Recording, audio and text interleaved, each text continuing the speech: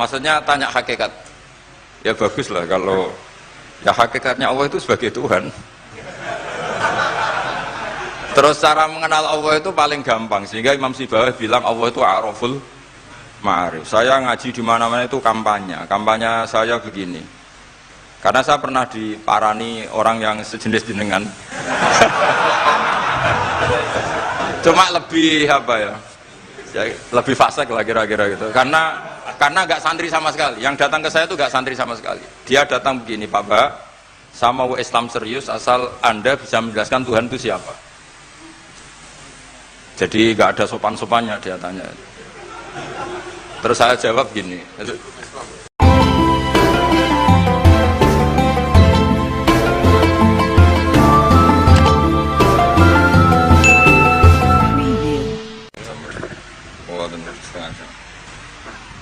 Kita terusakan ya. Bismillahirrahmanirrahim. Qala Muhammad bin Husain, I'lam rahimana wa iyyaka anna nabiyya sallallahu alaihi wasallam qad a'lamaka ikum rohno sapa mirsakno sapa nabi ka ing sira fi hadal hadis ing dalam ikhlas hadis anna Jibril saat temene malaikat Jibril alaihi salam inna ma sa'alan nabiyya sallallahu alaihi wasallam bi hadrati ashabi ana ing ngarepe sahabate para nabi. Inna ma arada mesti ngersakno sapa Jibril ayu alimahum ing yen to ngeruhna sapa Jibril ing para ashab amrodinihim ing urusan agamane para sahabat. Fayam bagi mongko saeja muslimin apa ya alamu yang to ngerti sapa muslimin hu ing amrodinihim.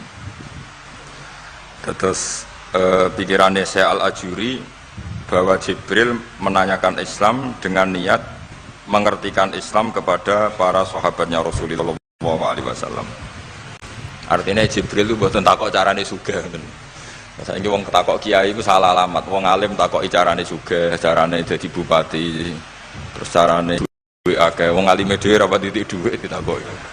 Kadang kula iki suwani tiyang, Gus kula bojo kula kathah carane rukun piye. Wong kiyaine ora wani wae kok takoki carane rukun. Jadi intinya niku pertanyaan itu juga kita pelajari. Jibril niku tangklet urusan agama. Artinya yang perlu dingerteni itu urusan apa?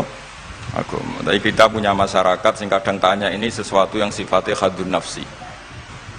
Terus kiai ku rapati seneng jabatan, kadang ditakoki tiyang carane dadi bupati. Nak dadi bupati salami templek orang jutaan arah dadi darani donyane ngobos. Seloro kabeh dadi kiai. Lan kula seneng nak terkenal donga kula ra mandi. Mergo nak mandi ku repot. Dadi dukun. Jadi niki repot. Kula gak ada cerita tentang Mbah Hamid Pasuruan. Diceritani bapak kula. Bapak Nurian lami ngaji kalian Ki Hamid. Jadi dawe beliau soleh zaman akhir ku repot, hisabe gede. Udah terkenal wali, dongane mandi terus wong kepen sugih marani kiai, kepen wayoh marani kiai, kepen jabat marani kiai. Terus ngekei dhuwit. Mari hisab tok mergo duwe sudah dikonversi sebagai materi. Makanya beliau pernah menangis, aku soleh-soleh ku ngene golek. Intinya semua yang ditanyakan itu urusan apa? Agama. Maka kata Imam Syekh Al-Ajuri, seharusnya pertanyaan itu ya urusan agama, dan yang harus diketahui ya urusan agama. Maka orang Islam yang harus diketahui ya urusan agama. Terus kalau wau istifadah kalian Ghazofur, memang di depan umum itu penting supaya tidak ada al-qila wal qal. Jadi ini kan diulang-ulang bihadrati ashabi. Ini dalam ilmu hadis itu penting sekali supaya ilmu itu mutawatir. Karena kalau sampai untuk ijazah ke orang tertentu, mau aku tok sih dijazah, itu biasanya malah dibodoni. Kayak bakul, sampai tok sing tak kayak diskon. Nah, gerwang ya udah bang. Makanya nak dilkon ijazah di depan umum berarti kondang. Ada khusus bahaya. Ini mesti klenik nih. Ini bukan coklat sak kelas kalian Gus Munib. Jadi orang itu, makanya saya ngaji itu pede di depan umum. Karena kalau salah ya dibenarkan Gus Zofur, kalau benar juga ganjarannya akeh.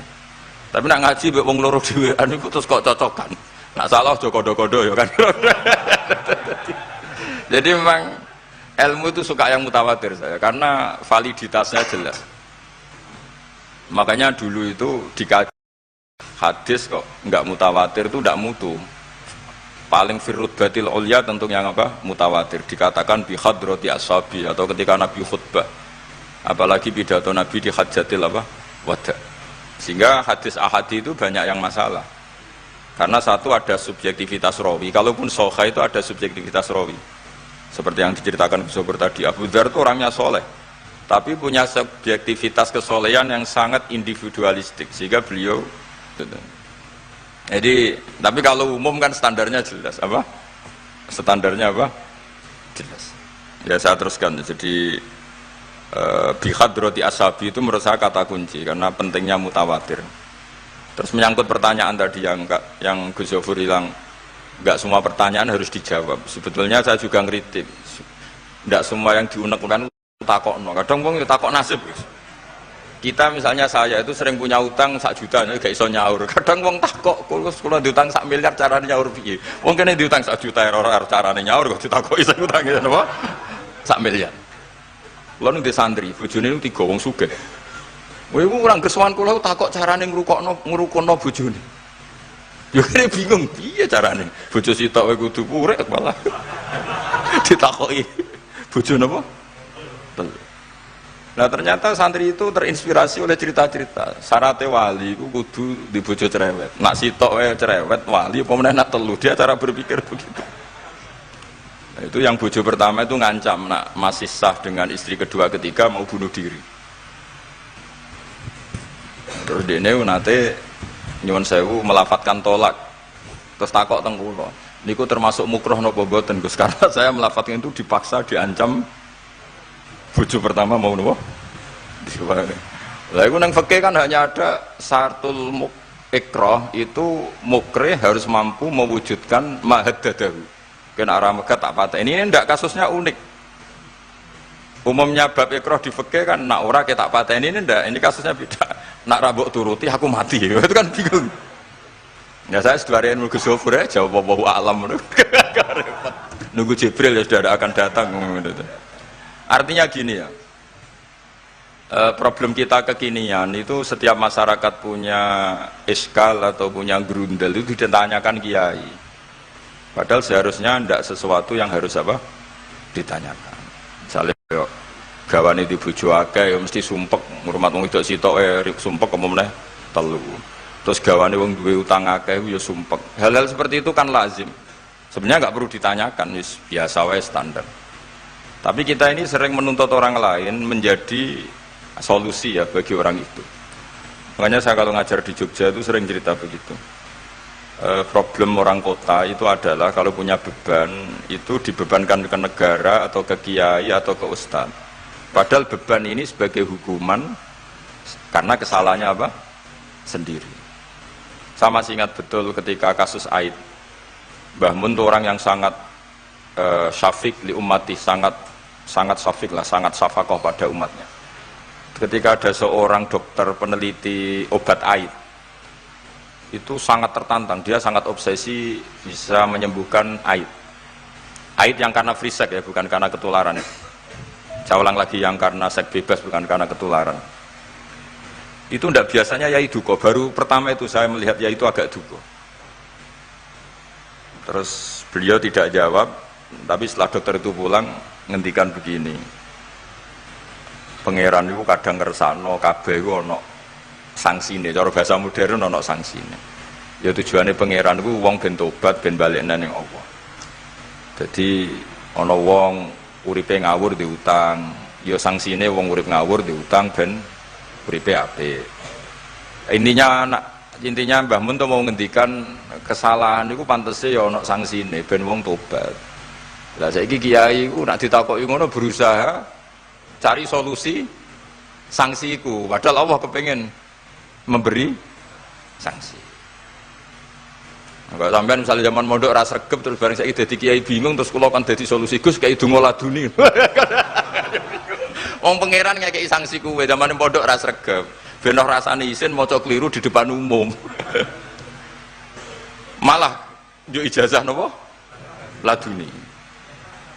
Jadi itu pelajaran bagi saya menurut saya. Jadi kata Mbah Mun, la'allahum yarji'un itu la'allahum yantahun yang di Quran itu satu kesalahan itu pasti Allah itu menghendaki ada apa? Sanksi. Tentu maksudnya Allah baik supaya tobat. Tapi sekarang sanksi itu mau dihilangkan. Kadang konsultannya itu kayak bojo kepengen minggat Sing lanang tak takoki kena apa? Mun lami Gus boten kula nafakoi. Ya aku yang mending normale iku minggat, wis terlambat bojomu kepen minggat saiki ku terlambat. Kudune wis wingi-wingi. Normale wong lanang ra tanggung jawab, mencen sanksine bojone minggat. Itu cara kula kiyaine memberi napa? Solusi. Tak tak minggate teng diteng tiang tuane. Berarti bojomu pinter. Wis ngerti sing lanang ra kena deloki melok wong tuane ya niku. Dadi nah seperti itu menurut saya semua kiai itu harus kayak saya dalam bab itu. Tapi mereka cari donga, piye bojo iki ra dicukupilah seneng. Terus golek akeh pengasih, golek jimat. Akhirnya bangun nanti cerita, sing kula malih tak kenang sih. Akhirnya kiai ini nganti lali ya. Ana wong melarat yo ijazah kiai. Berhubung kiai ini ku isin muni ra iso dijazahi duha mek donga. Kiai ini ku lali nek dhewe fakir. Akhirnya yang minta ijazah itu ditimbali bangun. Rene tak ijazahi. Kowe yo ijazah duha mek sapa kiai iki. Lha kiai ku dhewe fakir kok jalu ijazah. Ya ijazah ya aku sing wis sukses dadi kiai sugih. Artinya apa? Bener ceritane Gus Zofur, gara-gara setiap pertanyaan niku memaksakan bisa jawab. Wis koyo ning pondok lho, wis karuan dene dhewe Joko Tuwa. Lho kok ngekek ijazah mahabbah. Dene pondok ganti Joko Tuwa. Itu di pondok mana-mana Gus, itu ada ijazah laduni. Padahal sing ijazah iku ya tau ra munggah. Sekolah iku ora tau munggah. Ngono dicawil ijazah laduni yo. Coba di pondok-pondok beredar gak ijazah ketemu Nabi Khidir? Beredar. Padahal yang ijazah juga gak pernah. Nah itu karena yang diceritakan seperti tadi, memaksakan bisa. Jadi karuan dekne dhewe ra iso ya santai wae. Nah, aku pengen ngipi ketemu Rasulullah itu beredar gak ijazah itu? Mungkin Pak Del kan yang pernah mengijazahkan itu. Tapi ora tahu. Sampe tahu ijazah niku Pak Zakaria. Oh, ya. Jadi ya ijazah itu terus ya. Karena jubir Torekoh nih. Jadi intinya kalau tidak bisa ya bilang saja tidak bisa. Sampai apa jangan kita lupa tadi ya. Sampai lupa daratan tadi karena problem negara kita termasuk itu. Semua intelektual, semua pakar kalau ditanya problem negara itu semuanya jawab. Akhirnya kan gaduh. Semuanya punya rumus, semuanya punya versi. Akhirnya gaduh. Misalnya pemerataan Indonesia rumusnya gimana? Yang satu bilang, wah ibu kotanya dipindah. Yang satu bilang, harus ada sentralisasi di Jawa supaya ada kualitas A, ada kampus terbaik, ulama terbaik.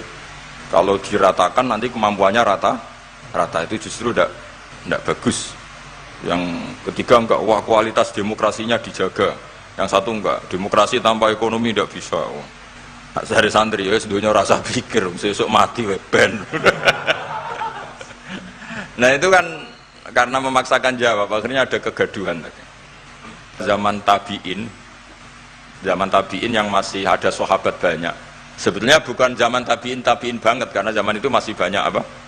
Sahabat. Itu mereka cara berpikir sudah semua ahlun nar itu redaksi di Quran tuh khalidina fiha, sehingga zaman tabiin sudah banyak yang berpikir nggak ada kemungkinan orang sing yukhrajuna minan nar. Sehingga terus ada kafilah itu, ada delegasi, ayo kita ke Medina, semoga kita ketemu sebagian ashabu Rasulillah. Sehingga cerita akhirnya ketemu beberapa sahabat. Di situ diceritakan ada Jabir, ada beberapa lah yang sahabat sepuh bahkan. Nah terus si Jabir ini, sahabat Jabir ini cerita kalau itu memang ada di syafaati Rasulillah Sallallahu Alaihi Wasallam. Tapi satu kontingen ini yang tetap berpikiran tidak ada syafaat itu banyak. Alasannya semua cerita tentang ahlun nar adalah khalidina fiha. Ketika Jabir masih hidup itu ya sempat terjadi debat. Loh itu yang khalidina fiha itu amma ahlun nar alladzina hum ahluha. Memang dia berhabitat neraka, memang alamatnya neraka. Kalau sehingga ini menjadi khas. Meskipun khas ini iskal, kita akan iskal karena itu di Quran tidak ada. Tidak ada maksudnya nggak ada secara sorry yang menerangkan ada kaumin sing yukhrajuna minan nar. Makanya saya Al-Ajuri ngendikan ciri khas ahli sunnah adalah mengimani adanya kaum sing yukhrajuna minan nar. Karena itu zaman tabiin sudah ada polemik. Tapi tentu kita yang mengimani itu. Tapi kalau ada yang tanya di semua Quran kalau masuk neraka itu khalidina fiha itu dijawab apa? Amma ahlun nar alladzina hum ahluha. Memang dia spesifik ahli neraka, memang dia berpenduduk neraka. Alamatnya neraka, KTP-nya neraka, kakaknya neraka. Kalau kita ini ndak, KTP kita surga, mbah-mbah kita ahli surga. Karena alamat kita sebenarnya kan surga. Nabi Adam itu kan surga alamat. Makanya saya ngaji di mana-mana itu betapa baiknya agama ini. Karena kunci surga kita sudah dikasih tahu miftahul jannah. Nah, sementara kita tidak tahu kuncinya neraka. Jadi kena mlebu neraka kebangetan. Wong ora roh kuncine kok mlebu. Tapi jare kancaku, wah gak ono pintune Gus, langsung blusek. Ini problemnya itu. Tapi nek sampean mlebu neraka kebangetan. Karena yang kita punya kuncinya itu surga, kita tidak punya kunci neraka. Ono sing dikunci neraka, mboten to? Nah, harusnya kita nggak bisa masuk neraka karena nggak punya kuncinya. Jadi kalau nak maca hadis miftahul jannah la ilaha illallah itu syukur kalau cek apike Kanjeng Nabi, wong kunci kok didudono. Itu kan luar biasa. Jadi orang memahami hadis itu. Saya ini tahadus bi nikmah, ini mumpung ada Gus Zofur, ini saya tasihkan. Wal asri demi masa, demi waktu. Saya ketika baca ayat yuridu wa bikumul yusra wa la yuridu bikumul usra. Dengan ayat wal asri demi waktu. Itu memang luar biasa Islam itu. Coba ya. Kita baca kalimat tauhid itu kan hanya butuh waktu setengah menit, mungkin tidak ada la ilaha illallah Muhammadur Rasulullah. Waktu yang sesingkat itu bisa menghapus kekafiran di masa lalu. Jadi misalnya orang kafir 70 tahun itu terhapus kekafirannya hanya dengan singkat melafadzkan la ilaha illallah Muhammadur Rasulullah. Dan waktu pas dia melafadzkan syahadat ini momen paling dikenang ketika nanti di akhirat. Wal asr demi waktu. Jadi artinya apa? Momen terbaik kita adalah ketika melafadzkan itu. Dan kalimat itu mudah. Dan sah asal belum yughorghir, belum kelerek-kelerek, sah. Dan tanpa syarat. Misalnya sholat tidak butuh suci, butuh nutupi aurat, butuh melakukan rukun dan syarat. Syahadat enggak. Lau talaffadhu kafirun biyadi syahadah mesti apa sohat hadi syahadah. Padahal kafir urung adus ijek cerita ya betapa agama ini mudah. Ya kan kalimat yang bisa menghilangkan kekafiran kemudian tidak banyak syarat. Coba kalau kamu mau sholat syaratnya kan macam-macam. Mau zakat ulama Islam. Ya terus kita harus menghindari perilaku tertentu yang perilaku itu zaman Nabi sudah sangat diperingatkan. Misalnya yang masyhur itu Khawarij. Khawarij itu kelompok yang sangat soleh secara zahir. Yes, ibadahnya kata Rasulullah laisa siyamukum kasiyamihim wa qiyamukum kami qiyamihim. Jadi puasa kamu sahabat enggak sehebat puasanya orang apa? Khawarij. Ibadah kamu enggak sebanding ibadahnya Khawarij, tapi mereka sangat biadab. Ya murukuna minaddin murukasahmi minar ramiyah yaqra'unal Qur'an la yujawizu hana jiro. Dan di antara kesolehan yang berlebihan ini kata Nabi apa? Yuqatiluna ahlal Islam wala yuqatiluna ahlal authan. Kalau dijak musuhi sesama Islam semangat, tapi dijak musuhi yang jelas salah ndak semangat. Ini kelompok sing hadarona humun nabiyyu, kelompok yang kita diperingatkan Nabi untuk sangat apa menghindari. Karena logikanya jelas ya. Orang yang kafir saja inginnya Nabi menjadi muslim dengan diajarkan syahadat. Tapi ini orang yang sudah muslim, seleranya Khawarij dikeluarkan dari Islam. Tahlilan kafir, kuburan kafir, nyekelake kafir. Apa saja menjadi kafir. Ini pertanyaannya kan, inginnya seorang Nabi itu kan tentu dari kafir menjadi muslim. Ini yang sudah Islam menjadi kafir. Maka cerita-cerita di beberapa ulama, ini kenangan saya ngaji di sini. Ini sekaligus cerita penutup. Ada orang ekstremis ketemu Islam alim. Terus ketika melihat ahlul ma'asi itu maksiat, ahlul ma'asi ketika maksiat, sedang maksiat. Sebaiknya orang-orang Islam seperti itu mau saya bunuh, mau saya bom. Ini yang cerita orang-orang alim ke saya. Terus kata si orang alim tadi, lau annahum matu, kalau mereka benar-benar mati khinal maksiyah itu aina masiruhum, lalu mereka kemana? Si yang keras tadi bilang ilanar karena mereka mati apa khinal maksiyah. Terus jawabnya yang alim tadi, dzalika muradan nabi, apa umat Islam mati kemudian min ahlin nar itu yang dikehendaki Nabi? Untungnya yang si ekstremis tadi agak alim. Ya ndak, Nabi inginnya umatnya itu ya mati tidak masuk neraka. Ya sudah, jangan bunuh sekarang, kasih kesempatan apa? Tobat. Untungnya si yang ekstrim ini termasuk min ahli ilm, dia nerima konsep itu, nerima. Itu jadi pelajaran dialog kealiman.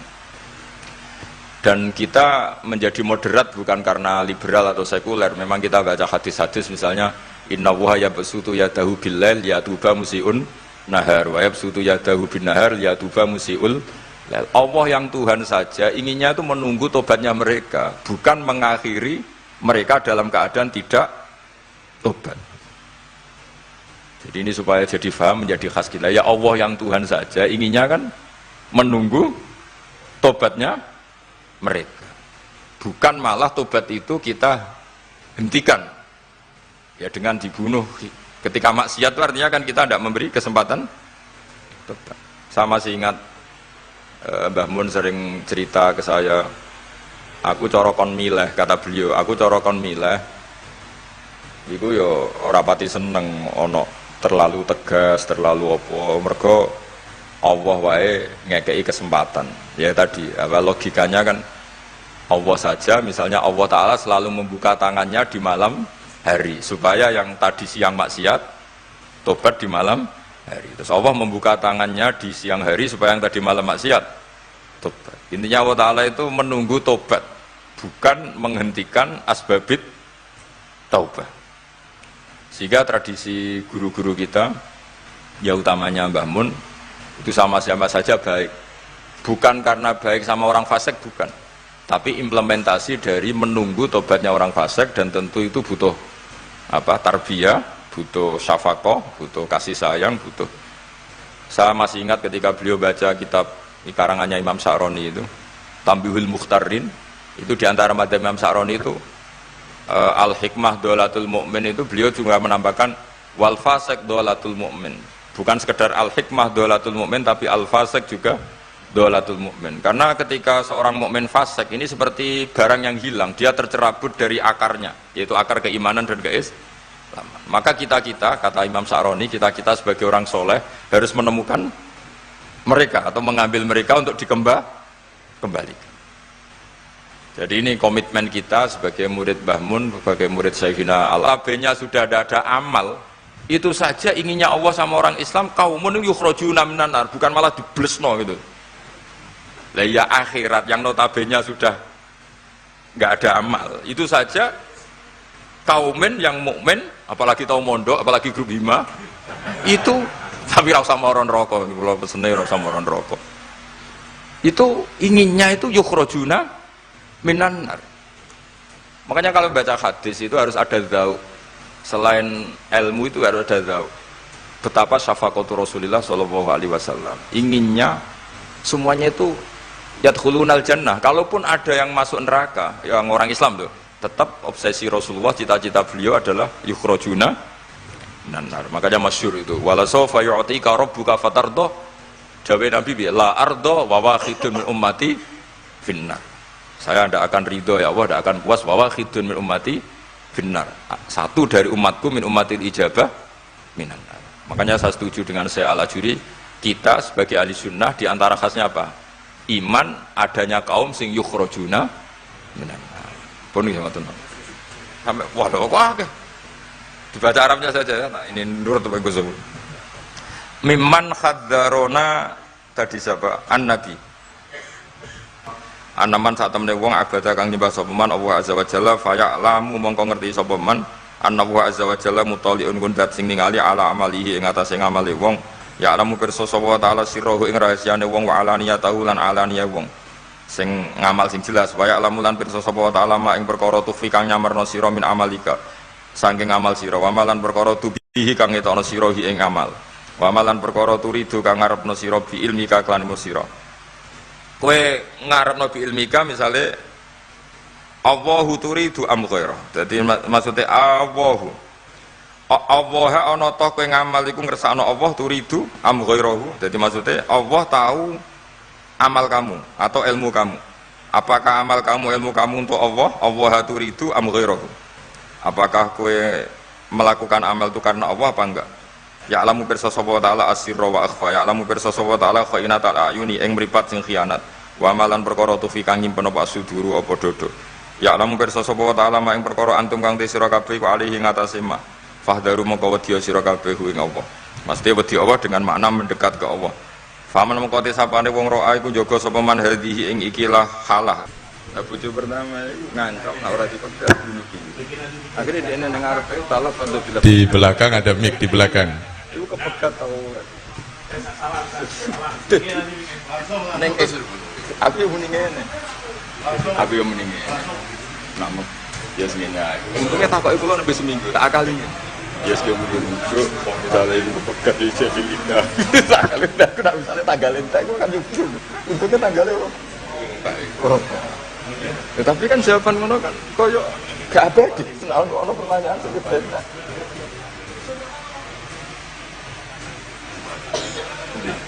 untuk buka dulu sing ketemu-temutan betul kok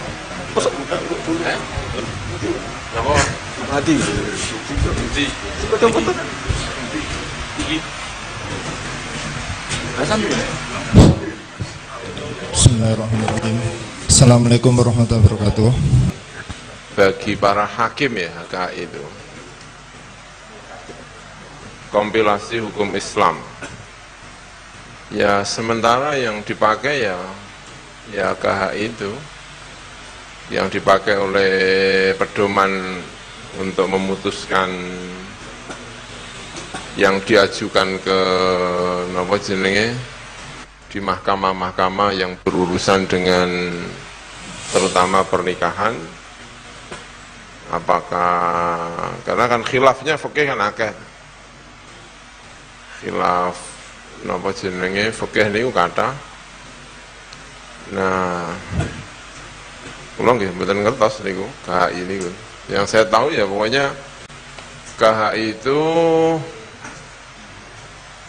nggih niku napa jenenge sudah pilihan-pilihan di antara ulama dijadikan pedoman bagi para hakim. Karena itulah ya kadang-kadang nyun sewu hakim-hakim itu yang dipelajari ya KHI. Ora pati ngerti fikih yang bulat yang banyak asal bisa KHI ya insya Allah bisa jadi hakim, bisa jadi penghulu. Oh ya pedomannya ya KHI. Tapi tentu KHI itu tidak bisa menjawab dengan nopo jeneng KHI. Saya kira ya kalau masalah-masalah itu tadi yang saya pahami karena tadi kurang begitu mendengar pertanyaan-pertanyaan itu. Jadi tetap bagaimanapun butuh jawaban, butuh pengetahuan tentang fikih sunnahnya, fikih Al-Quran juga butuh. Kemudian aqwalu al-ulama itu juga dibutuhkan. Dan tentu untuk kasus-kasus di Indonesia, terutama untuk memutuskan banyak hal kasus di Indonesia, sangat membutuhkan KHI, karena itu yang secara resmi kayaknya dipakai di Indonesia, kompilasi hukum Islam. Ya. Walaupun tentu tidak semua ulama Indonesia menyetujui KHI, ya, karena ya KHI itu sudah pilihan-pilihan dari berbagai mazhab dan di Indonesia masih butuh mazhabnya itu bisa macam-macam. Ya, kadang-kadang nek ora dikai Syafi'i ora gelem dan lain sebagainya itu ya problem dalam kasus per kasus. Saya kira itu. Oke, terima kasih ya. Terima kasih. Barangkali masih ada penanya yang kedua, kami persilakan. Terakhir. Ya betul bagus. Assalamualaikum warahmatullahi wabarakatuh. Badhe tanglet kalih Gus Baha. Terose kan jenderale ilmu niku tauhid. Pertanyaan kula, hakikate Gusti Allah niku sinten? Hakikate Adam niku sinten? Hakikate Muhammad niku sinten? Terima kasih. Wassalamualaikum warahmatullahi wabarakatuh. Malah keren. Santri ndiren Gus. Iya, bagus lah.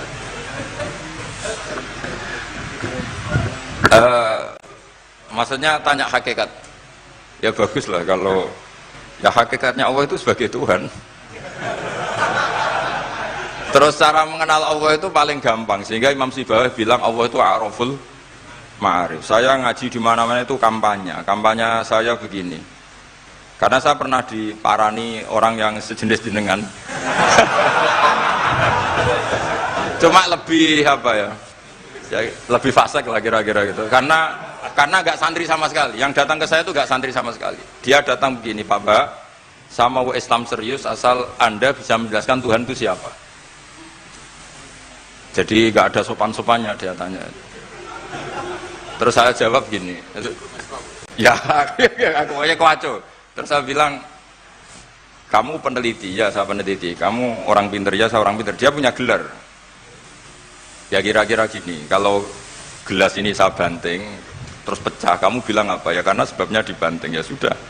Kira-kira alam raya ini kan kadung berstatus maujudat. Kira-kira logis enggak kalau hadil maujudat kholaqohal adam, ini maujudat diciptakan ketiadaan. Final adam la yu'athiru syai'an, tentu sesuatu yang enggak ada itu la yu'athiru syai'an. Di mana-mana sing yu'athiru yang bisa menciptakan atau membekasi itu adalah al-wujud. Ya berarti Allah itu penyebab dari semuanya, Bapak. Iya. Ya, dari dulu kiai-kiai bilang gitu kan saya enak. Ya. Nah, intinya gini, terus dia menjadi sadar setelah Allah tak beri status wajibil wujud. Makanya saya tambah tua, itu tambah kagum sama ulama dulu. Kenapa kita mulai kecil dikenalkan wujud kidam bakok, kira-kira gitu. Hadhil maujudat, alam yang sudah kadung wujud ini kan mau tidak mau harus disebabkan oleh yang wujud. Masa wujud disebabkan nihilisme atau ketiadaan? Ya kira-kira gitu. Kalau sampean tanya hakikat Allah yang mudah dikenali apa? Beri status wajibil wujud. Yang wajibil wujud ini oleh kita adalah disebut Allah.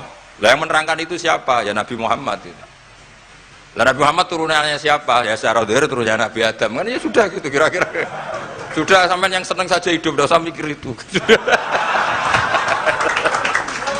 Ya sudah kita aja. Kalau nggak diterangkan secara zahir, nanti orang Habib itu menimur Muhammad qabla. Terima kasih kami sampaikan, meskipun sebenarnya kita masih haus mendengarkan petua-petua beliau, tetapi mengingat waktu yang sudah cukup malam, kami tutupkan sampai di sini. Tetapi sebelum kita tutup dengan bacaan doa, kami mohonkan kepada saudara Ulil Albab untuk memimpin bersama-sama membaca qasidah Sa'duna Fid Dunya. Kepada sahabat rekan Ulil Albab kami persilahkan.